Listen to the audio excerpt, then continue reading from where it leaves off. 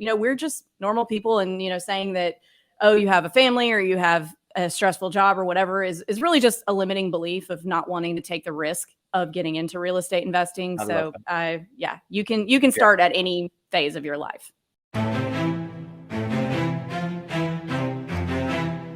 What's up, everybody? My name's Mike Sjogren, here with my co-host, Emmanuel Pani. We're part of a group of specialized real estate investors you've probably never heard of. We didn't start with deep pockets or wealthy families, and we don't rely on 401ks, mutual funds, or traditional real estate investing. In fact, many of us don't even own the properties that fund our freedom. If you ask the money experts out there, they'd say what we do is impossible, yet it's happening every single day. It's happening through a new niche called short-term rentals. We are Short-Term Rental Nation, and these are our secrets. What's going on, STR Nation? Welcome back to another episode of the Short-Term Rental Secrets podcast. I'm your host, Mike Sjogren, here with my main man and brother from another mother, Mr. Emmanuel Pani. What's up, E? My brother, so good to see you. Currently dealing with some kind of landscape contractors from the house next door, which again, so is life sometimes, right? We can be mad or just let it flow and just, it is what it is, right? But life is good, man. Big week for us. We just closed on our second syndication up in Charleston, another 18 units on Tuesday. So nice. The guys we're doing well with that. Our property manager that we have up there, she's going to help us with the transition. Sorry, the noise, but she's doing good. I saw your house launch in Orlando. I'll let you talk about that. Yeah, that was good, man. So that was like 4.5 months worth of reno and build out, and we launched it last Friday. And within 2 hours, we got I'm not going to name drop because that's just kind of lame, but I got a very well-known Major League Baseball player that booked it for 3 weeks for spring training. So super pumped for that. Got the charcuterie board. I always screw up how to say that, and some wine and stuff like that for them. And they were appreciative. So super pumped for that. That one's live. And now I'm making a play to buy another one up in the mountains in New Hampshire, where we've got another property. So we're rocking and rolling, man. So things are good.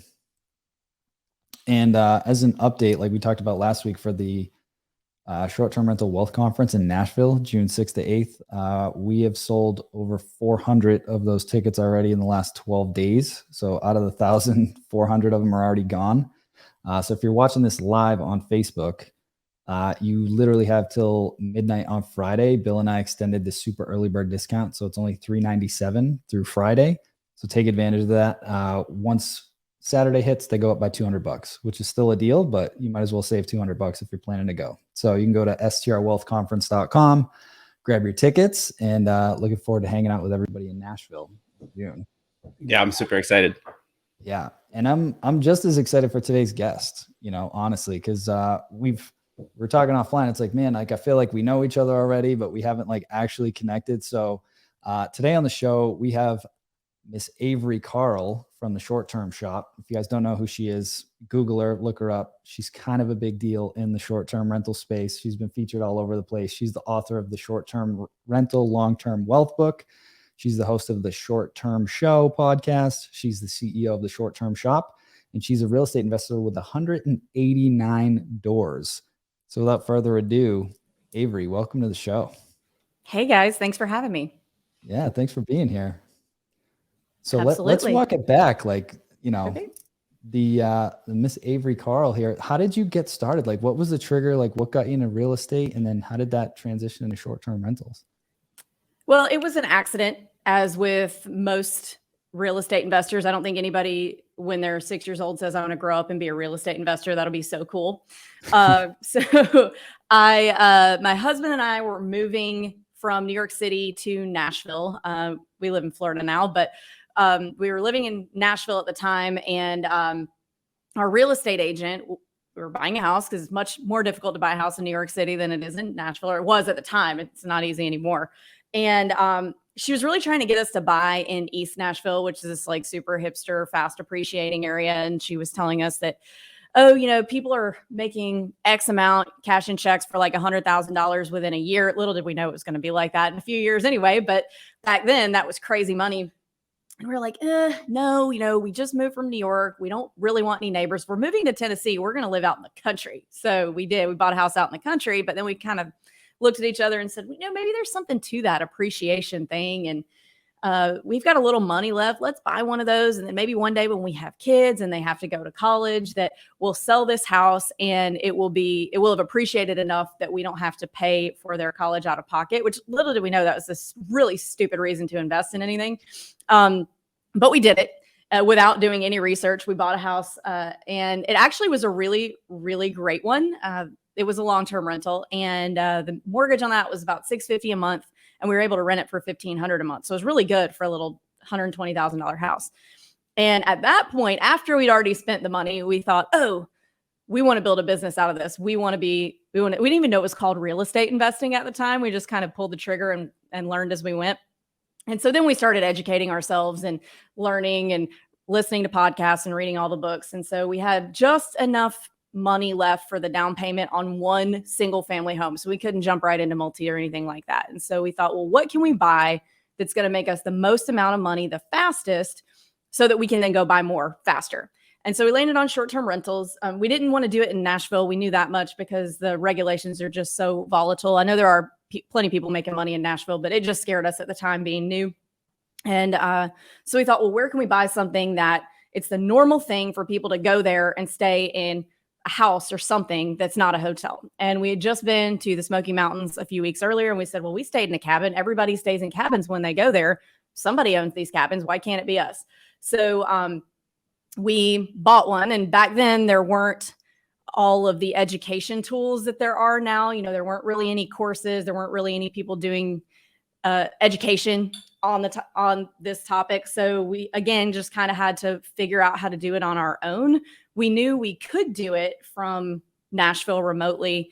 We knew we didn't want to pay a property manager because in that market at the time, the standard was 40% of your gross. And, we were in it to really scale and bootstrap and save all that cash flow. So that wasn't going to work for us. So we figured out how to do it remotely, just set up some systems. And luckily that one went really well as well. So we scaled that into 5 short-term rentals in the Smokies over the next 18 months. And over the past 5 years have not lived off of our rental income at all. We spend every dollar that we make on real estate and put it back into real estate. So our houses buy the houses. And now we're at 189 doors. 8 of them are short terms. And we just kind of use our short terms as kind of cash flow turbochargers to be able to build our portfolio in other ways or buy more short terms. There's no wrong way to do it, but we like to have a diverse portfolio. I love it. What was the timeline from like when you guys started to getting to 189 doors? 5.5 years. Think of that, guys. 5.5 years from 0 to 189, right? And like when we talk about it, it's like, oh yeah, that's cool. But like really think about that. That's incredible, right? That is seriously incredible. Like most people don't have that size portfolio in a lifetime. And you guys also like have like a bunch of kids and you do a bunch of stuff, right? Like you're not, it's just no, you and Luke and like, because I think also that makes a difference to know, right? Because like a lot of people don't realize that you guys did this with a whole life, a family, going on trips, taking care of things. Because people are like, sometimes they're like, oh, well, you're like 32, you and Tasha don't have a kid yet. So literally Tasha and I, all we do is this, right? So we can stay 100% concentrated, which is one thing. But the reality is like, you did it with a bunch of things going on. And that's the most impressive thing, right? It's just, there is no, once you find a way, then you start doing it. And I love also that, I guess very rock and roll of you guys. You're like, whatever, we'll see what happens, right? And you just like, and you make it happen. But like the reality is like, up until not too long ago, up until there were people like Avery writing books and Mike having courses, like that's how people learned, right? Like before YouTube University, like people were just like, I want to do this. And you're like, okay, then go and do it. So, yeah. And exactly. And we've always been just kind of pull the trigger first and then ask questions later kind of people and learn as we go. And for us at the time, like I get targeted ads for people's YouTube channels and stuff all the time. Like, man, I wish that had existed when we started. It would have made things a lot easier, but we learned as we went, and we were able to, we're all about systems and building systems and just managing the systems rather than managing the properties. And, we're just normal people, and, saying that, oh, you have a family or you have a stressful job or whatever is really just a limiting belief of not wanting to take the risk of getting into real estate investing. So you can start at any phase of your life. 100%.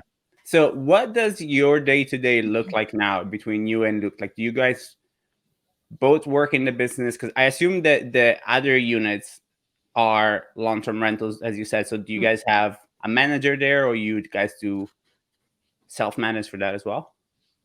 Our long-term rentals, 100% managers. I'm all about property managers for long terms, but for short terms, it's just too much money for the actual work that it is.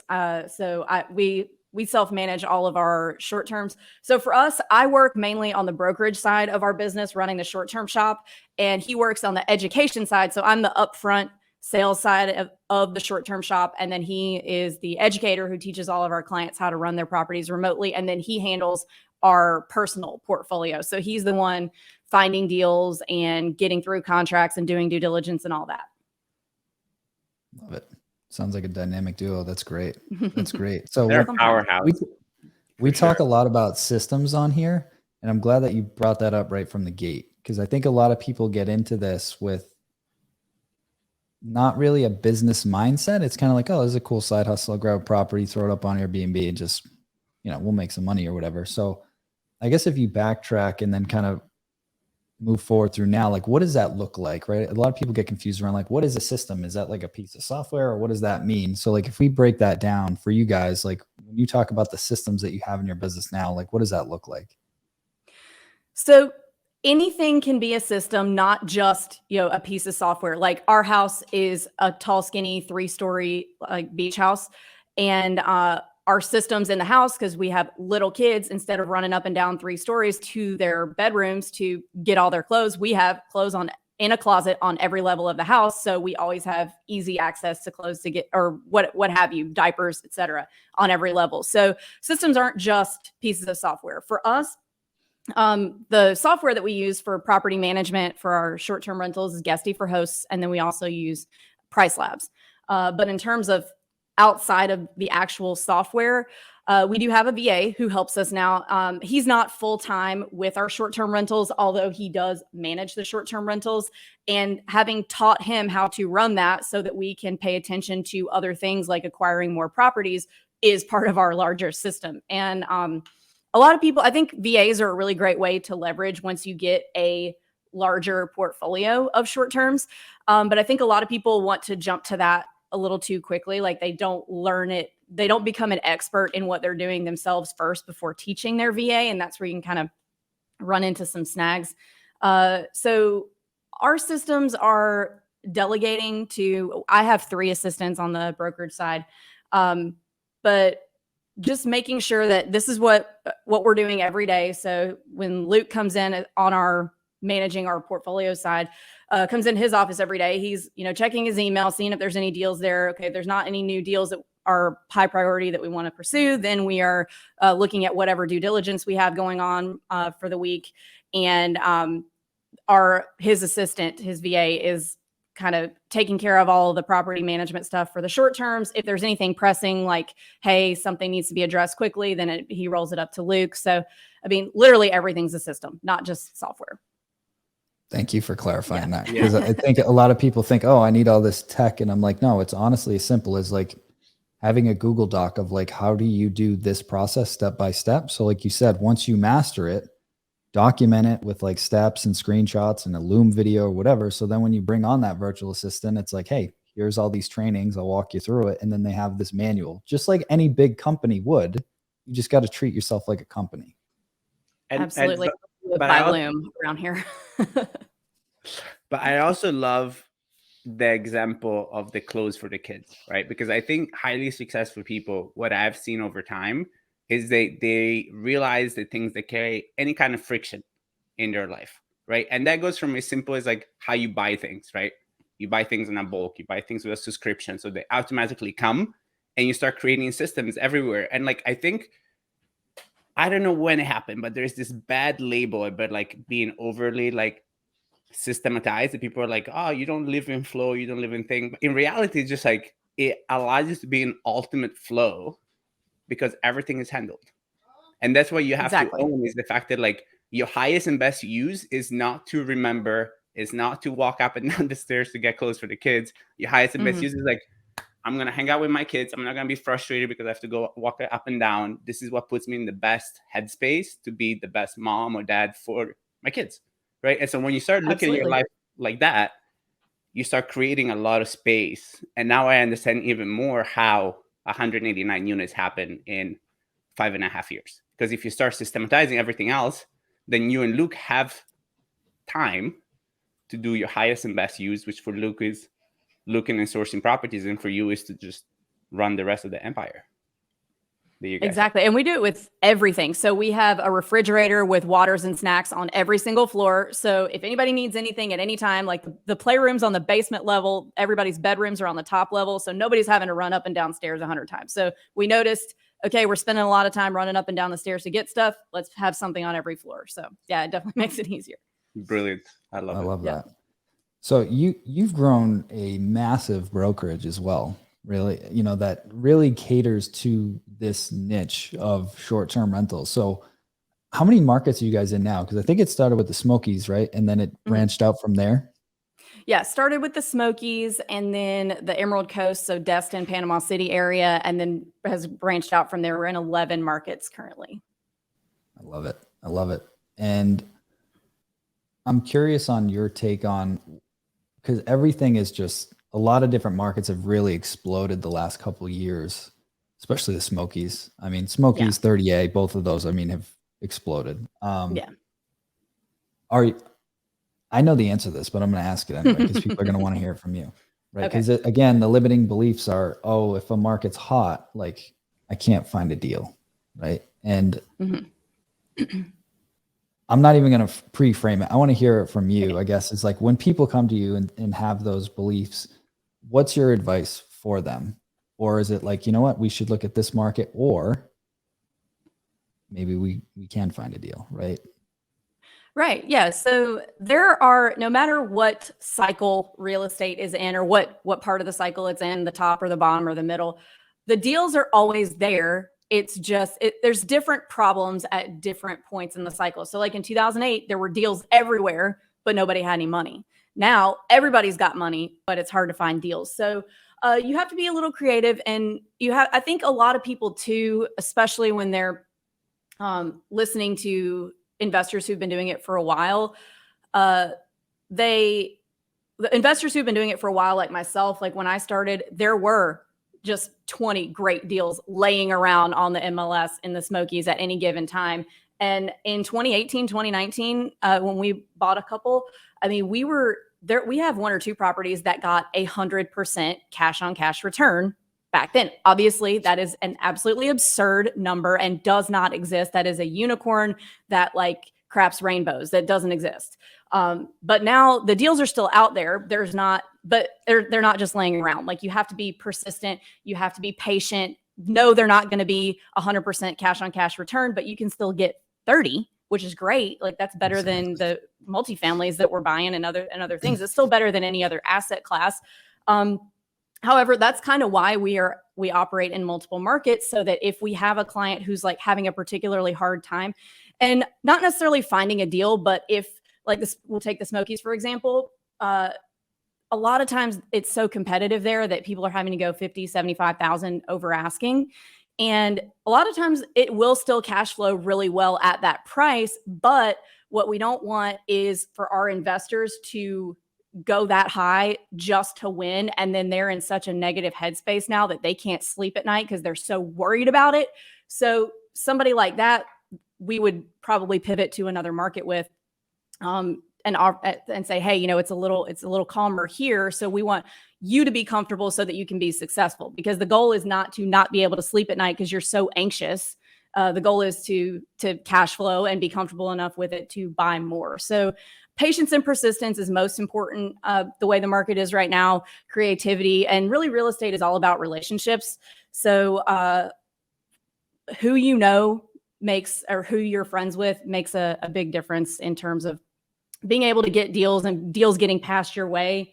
When we get off market stuff, like the clients who are really nice to us, who are good to work with, like that's who I'm going to pass it to first, because I like working with them. Not necessarily the person who I know has the most money, because they aren't always the person who we want to work with. We want to work with people who are nice to us, just like anybody.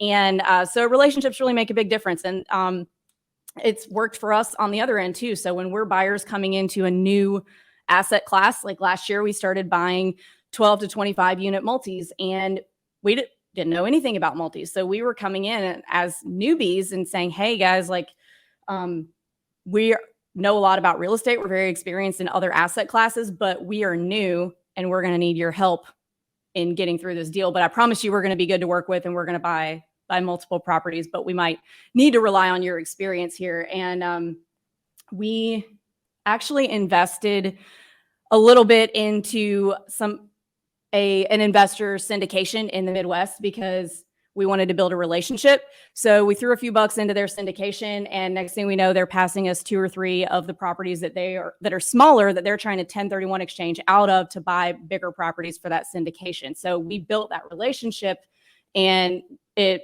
rewarded us, tenfold with properties that were ours personally, that we don't have partners on, that aren't part of the syndication. So relationships are everything.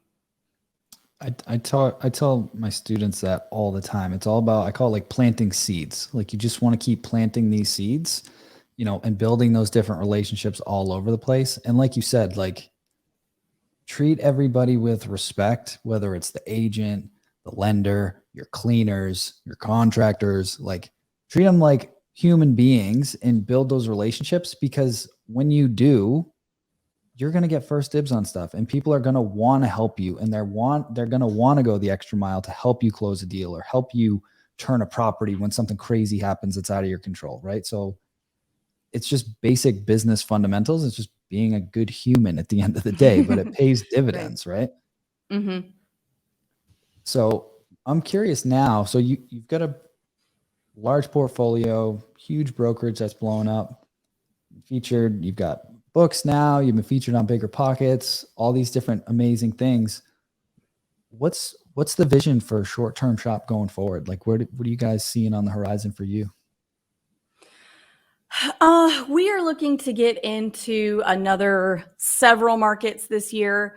I personally just I've had to be really reactive in my side of the business for the past few years. So I'd like to get to the point where I'm not having to just be pulled in 100 different directions all the time, and take a little more control of my personal day-to-day, and send things in the direction that I want them to, without having to be kind of ping-ponged around. So my goal is I need to get that side of things, at least my personal day-to-day, a little more streamlined. So that's my goal this year, is to get a little more organized personally. What does you going into a new market look like? So you have a brokerage, obviously, right? So do you enroll a broker in that local market, or how do you create your team on the ground over there? That's a really good question. So I do have to clarify, so I don't get in trouble with EXP. The Short Term Shop is a team within EXP. Have to say that, or else I get in trouble. And but yeah. So when we're going into a new market, so we have really specific criteria for markets that we choose to go into. We focus on regional drivable vacation, like tourism destinations. So for example, the ones we're in now are the Smokies, the Emerald Coast, Blue Ridge, Georgia, Gulf Shores, Alabama, Broken Bow, Oklahoma, a bunch of other ones. So we focus on areas where it's pretty dependent on tourism, not a ton of hotel presence, with the exception of Orlando. We're in the Disney market, but that's kind of a hybrid market. It's definitely its own thing that kind of doesn't fit into the category. But anyway, we've tried to focus on markets that are mature vacation rental markets. So areas that it's been the normal thing for people to come rent cabins, condos, beach houses, rather than hotels. So we try to focus on areas that don't have a lot of hotel presence, and the areas where short-term rentals have been around since well before Airbnb and VRBO, since the internet. I live in Destin now, and we've had vacation rentals since before there was electricity here. So We try to focus on areas like that where the regulations will be very favorable. We did have an office in Nashville when we first started, but I shut that down because we just had too many clients that would like ended up in lawsuits with developers and lawsuits with the city, and like the zoning keeps changing and all that. So we're like, we don't want our clients to have to deal with all this extra stuff. We want them to just be able to invest. There's a few rules to follow, but you don't have to worry about them coming and taking your permit away. So that's kind of what we focus on. And then it's in terms of actually the process of the agents. So we hire local experts who we're looking more for people who have experience and just coming from the mindset of real estate investing more so than like, oh, I've been a real estate agent for 20 years selling primary homes.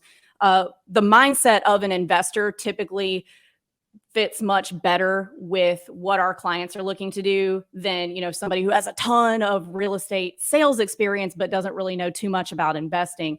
That type of personality doesn't work as much. So we're looking for local experts who, at least if they aren't already investors, at least have an interest in it and know a lot about it. So that's kind of how that works. And my kind of next question on that is, what comes first, kind of the chicken or the egg? Meaning, do you start looking at market yourself, or do clients that you already have start being like, hey, Avery, kind of like this market, and then if you get enough requests, you're like, okay, I'll look into it? Or what comes first? It's gone both ways. Okay. Yeah, it's gone both ways in the past. So there have been times that I've said, okay, we need to get into this market. This will be a great one. And then there have been times like with Broken Bow that enough of our clients were asking about it. I wasn't really paying attention to it, but enough of them were asking that I was like, well, maybe I need to look into this. So I look into it and think, oh, well, this really does make great sense. Let's do this. Or I've even had past clients who are agents in other markets that would work that were not on my radar, like Galveston and Crystal Beach, Texas. And they'll say, hey, ours in the Smokies is doing this. We also own one here in Crystal Beach. It's a really great place to invest. You should check it out. And then they'll pitch me on the market and we'll look into it. And we're like, oh my God, this market's great. And so we hire them there. So it can come from anywhere, from us, the clients, or agents in the market that are like, hey, do you want to expand here? This is what we have to offer. I'd love to work for you. Love it. I love it. Yeah. Man, there's so many different directions that I can. Yeah, go, I have so many questions as well. I want to try and keep us. Yeah, and I also am trying to think in the sense of questions. I'm like, that this is the problem with Mike and I, right? Because we're genuine, also always learners, right? So it's very hard for me sometimes especially when there's somebody that are like E is more interested in, right? And our businesses are more in alignment, to not ask questions for E, but to also think about like the greater good of the people listening. And I'm like, this question is definitely for me, so I'm not going to ask it. Maybe I should ask this question. And I think, Mike, if you don't have anything, I have one that could work, which is, when, let's say that there is not you in a specific market, how would you suggest somebody goes about finding an agent? So we already touched on a couple of things, right? Like an investor agent is probably like a good place for you to get going on. But have you found specific questions that maybe you teach your clients, or that our listeners, if they're looking to expand in a market that they're not familiar with, they can ask to kind of? Yeah, absolutely. Yeah, that's a really great question. So a lot of times, like if you're just Googling real estate agent in X market, the top agents that come up will not necessarily be the best ones for you, because a lot of times, especially if it's a metro market where primarily not investment, so primarily primary homes are being bought and sold, a lot of them are going to be people that focus on primary homes. So when you find an agent, you're interviewing an agent, you want to ask them, like how many deals they did last year, because the way the market is right now, if there's somebody who only does 3 deals a year, they're going to be really behind the curve on what it takes to win offers right now than an agent who's writing 10 offers a week and really understanding and is really plugged into, okay, this is kind of what's winning right now. This seems to be most important. This is what the listing agents are looking for at the moment, rather than somebody who's been kind of unplugged. And then once you find out how many deals they did, I would then ask them, how many of those were primary homes and how many of those were investment homes, because it's great if they did, 100 deals last year. Primary homes, that's an agent that knows what they're doing, but it's not the asset class that you're buying in. So if somebody came to me and said, hey, I'm looking for a 30 unit multi, can you help me? Like, terrible idea. That's not me. I'm not in that world. I can do the deal. I have the license, but I'm not the person that specializes in that. I would be doing you a disservice by trying to do that. So you want to look for an agent that specializes in the asset class that you're working in. Or, I understand that sometimes towns are smaller and they have to do both to make a living. But as long as they have, if half their deals were investments, great. But if only 3 of them out of 100 were, then maybe not so great. And then this one, the last question, this is not a deal breaker, but ask them if they own investment properties. They don't have to, as long as they have experience in it. But it's definitely, if they own investment properties, that's an agent that has been in the seat that you are in. They understand the stresses and the anxiety, especially when you're buying in a new market. I think everyone, even the nicest people in the world, kind of turn into the worst version of themselves when they're buying real estate, because it's a big purchase. It's a lot of money, and you're going to be owning it probably for a long time. And there's the anxiety of like, oh, am I making the right decision? So somebody who understands that and can be empathetic because they've been there before is definitely helpful. Yeah, I love that. And I also have found over time that the other point that you kind of brought up, it's super valuable, and it comes from a lot of experience, but it's the fact that, like, I have now become very wary if I tell somebody, do you do this? And they do everything, right? Because it's the whole thing. It's just like, okay, like, have you actually mastered any of those things? And really understanding that, like, because sometimes, especially in our market now, is what you were saying earlier about the Smokies as well. If you're an agent that knows the market and knows the STR space, maybe you have the wiggle to pay 20, 30 extra K because you really know your market and you know what you can do with a specific property that would make that in the long term such a like small investment for how big of a return you can actually get. Whereas if you are not kind of familiar, right? We had a guest here earlier that I think you might have helped buy in the Smokies, right? I think Kale Delaney. Yeah, I think they bought with you guys at the Oh, beginning. Kale? Oh, yeah. So, we love him. Talking about Kale, lovely person. And he's like, okay, this first house I'm buying, underwriting at 85K, but I can add 2 extra bedrooms and get it to like 145, 150. I assume a lot of that input came from people like you and Luke, that you're like, hey, this is here, but if you put this extra 2 bedrooms here, you can blow the AirDNA numbers out of the water, personal experience plus market knowledge. That's how you win.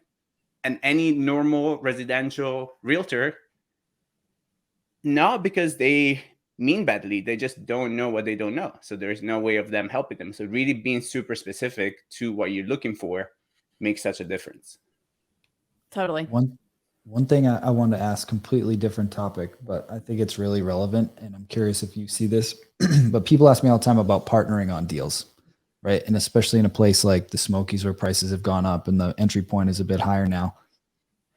Have you worked with folks that have partnered with friends or family on deals? And if so, like, what's the advice you give them? Because I have a serious sit down with people before they do that. Just so everybody's clear. And I'm curious, like, if you've had any of those experiences. Yes. So we've worked with a lot of clients who have done partnerships. We did one ourselves when we started, and ours went really well, but we were very careful to make sure that it did go well. And we ended up exiting, and he bought us out, and we 1031 exchanged into a bigger property. So it worked great. There was nothing went sideways, but a lot of stuff can go sideways. So what I try to tell people is like we had somebody maybe a week or 2 ago that there were 4 or 5 of them that wanted to partner on one property. And there's not only the element of like, okay, yes, you need to have an operating agreement written by an attorney, because even if you're partnering with your mom, you need something that says, if X happens, Y is what we're going to do. Even if something doesn't, like, if you don't get mad at each other and like want to have a divorce, it's still, there are things that can happen that you will need to make decisions on, and that needs to be laid out up front. There's also an element of too many cooks in the kitchen. Like even just Luke and I co-managing our short-term rentals at the beginning ended up not going well, which was why it switched only to Luke, because it's just different personality types with too many hands in the cookie jar. So for example, my husband is a New Yorker. He's very abrasive. He's like handles business by like slamming people's face into a car door. And I handle it like I'm very, very Southern and I'm overly apologetic. I don't want anyone to be uncomfortable. I will light myself on fire to make sure that you are warm. And so if a guest, for example, messaged something and I thought he was totally rude, and I'm like, oh my God, that was so rude. Why did you do that? Or he thought that I was too soft with him and now they're going to take advantage of us. Way to go.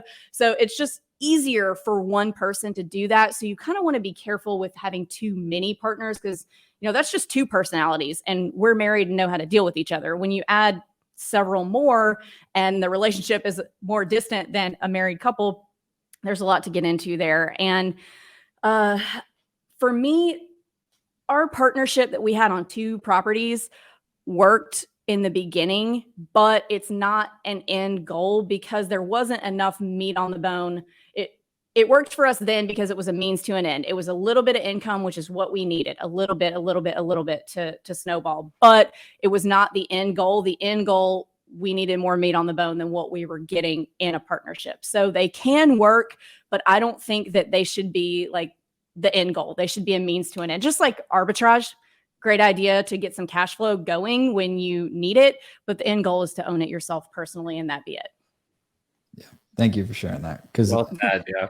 pretty much what I tell people too is like, you just need to like iron out, especially the cooks in the kitchen. And then it's like, all right, well, if somebody wants to refi or sell this thing in 2 years, what happens if the other person doesn't? Right. And it just causes this friction. And a lot of people don't think as far down the line of like, what's the strategy? What's our vision? Are we aligned with everything? It can work great if you're fully aligned. And I've got some great partnerships, but I've also seen a lot crash and burn. Yeah. Because I don't like to have those difficult conversations up front. So Yeah, I agree. I love it. I love it. Well, time is flying by here and I want to be respectful of your time. So before we get into the last question, first, I want to acknowledge you and thank you for coming on here and being so open and for all the wisdom and knowledge that you guys have shared and all the content that you guys put out there to help people succeed in this business. You and I are super passionate about that. And it's folks like you that are also out there, like fighting the good fight, like trying to help people and, you know, all rising tide rises all ships. Right. And so I love what you guys are about.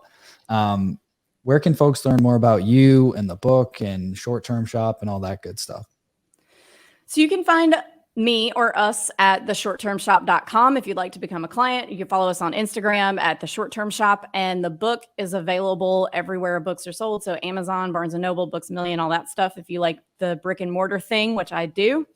And also on the Bigger Pockets bookstore. Awesome. Love it.